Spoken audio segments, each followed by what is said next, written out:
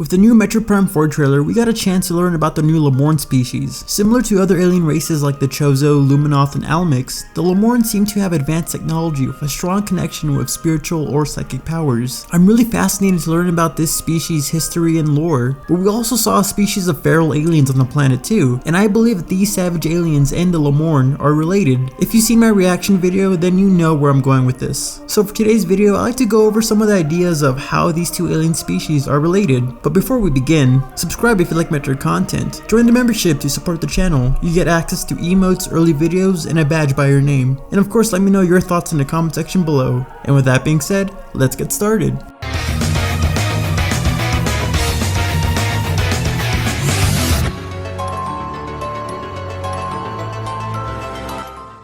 As I mentioned in my reaction video, I believe that the savage aliens and the Lamorn are related. Actually, not just related, but both aliens are the same exact species. I know it's hard to believe at first, since the former acts animalistic and savage, while the latter is high-minded and spiritual. But both aliens have notable similarities. Both species have two sets of arms, frills on their heads, and a special detail on their foreheads. The Lamorn have a purple gem on the forehead, while the savage aliens have a dark spot on the forehead, as if it's missing the gem to access or harness enlightenment.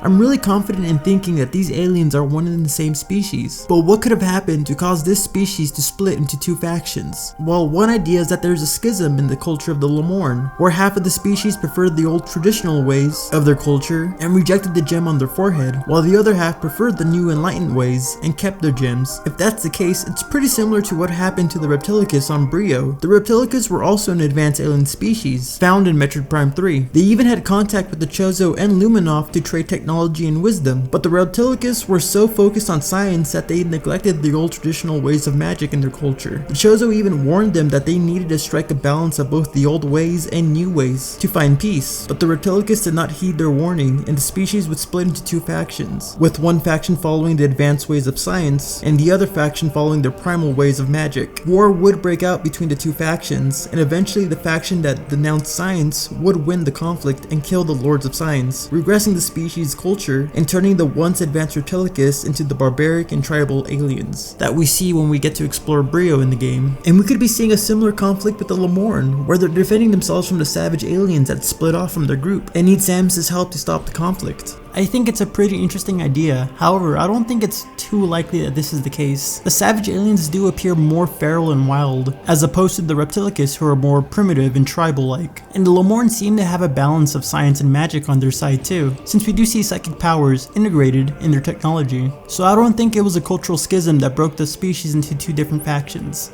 Another idea is that since the game hints at time travel, that the Lamorn are actually from the future and they went back to the past to the point where their species was much more primitive, with the goal of guiding their ancestors to ensure that they will progress and reach enlightenment. The savage aliens just haven't found the gem that gave their species psychic powers yet, and the Lamorn are just laying down the foundation for their forefathers so that when the savage aliens eventually do find the gems, they'll be able to advance their culture more effectively and efficiently. Without the Lamorn guiding their ancestors to enlightenment, the process for the savage aliens to reach this advanced point in their history would have taken a lot longer, or might have never even happened without outside help. And the Lamorn might need Samus's help to save the planet so that the savage alien species is protected and have the opportunity to develop and become the Lamorn and reach enlightenment to save their future. And one final idea to explain how these two aliens are related, similar to the last point but inverted. Instead of the savage aliens being the past versions of the Lamorn, maybe they're the future versions of the Lamorn, and the gem that gave the Lamorn their enlightenment was somehow lost or even stolen in the past,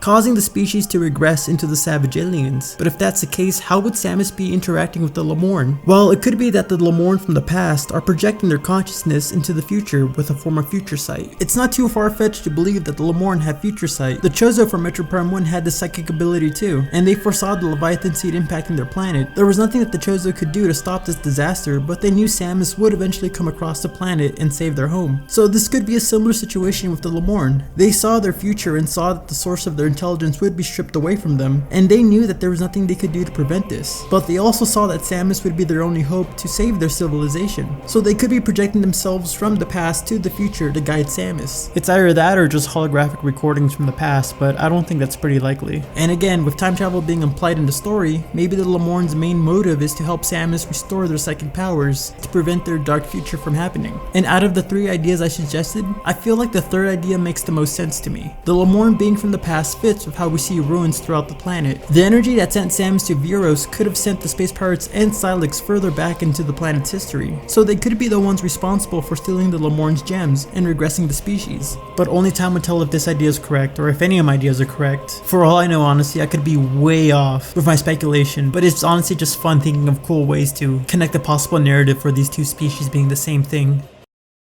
Oh man, I said the word Lamorn so many times in this video. You cannot believe the amount of times I've accidentally said the word lemon in the video. Ugh. But of course, what do you guys think about these ideas? I really do believe that the two alien creatures we see are connected. The physical similarities between the two are just too similar. And of course, with the potential of time travel, the possibility that it would be revealed that they're the same species from two different points of time seems pretty likely to me. But I guess we'll have to wait for the game's release to truly find out. If you have any thoughts about this idea, please feel free to leave it in the comment section below. Real quick, member shoutouts to Vic and ZDS Pro for being channel members and supporting the channel. If you're interested in getting a shoutout, please feel free to join the channel membership to support the channel, as well as getting access to badges, emotes, and early access to videos. If you like Metroid content, please feel free to subscribe to the channel, as I try to make Metroid content regularly. And if you're interested in more Metroid content, please feel free to click on the videos above. My most recent video is a theory connecting Metroid and Donkey Kong together. It's definitely a weirder video, but I feel like the evidence I bring up is kinda convincing, so I hope you check it out. And with that being said, I'm the Metroid Trainer. I hope you like, favorite, subscribe, stick around for next time, cause I'll be seeing you later.